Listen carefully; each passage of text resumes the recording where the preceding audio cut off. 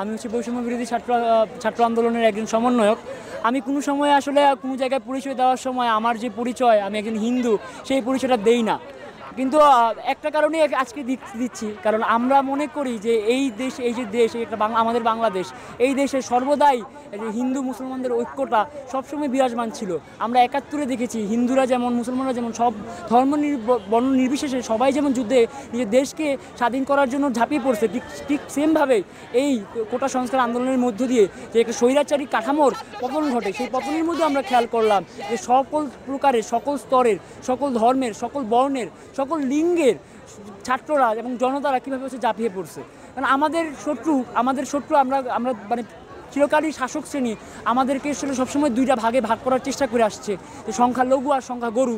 আমি নিজে কোনো সময় হিন্দু হিসাবে নিজেকে সংখ্যালঘু হিসাবে পরিচয় দিই না, কারণ আমি মনে করি আমি ওই নিপীড়িত অংশের একজন, আমি এই নিপীড়িত জনগণের একজন, তাই আমি সংখ্যাগরিষ্ঠ। আমি সংখ্যাগরিষ্ঠ। আমি কোনো সময় ধর্মের ভিত্তিতে যে সংখ্যালঘু আমাদের ভাগ, এটা আমি মানি না। এবং আমাদের যারা জাগ্রত হিন্দু আছেন, জাগ্রত ছাত্র আছে, এই কারো ছাত্র সমাজও এটা মানে না।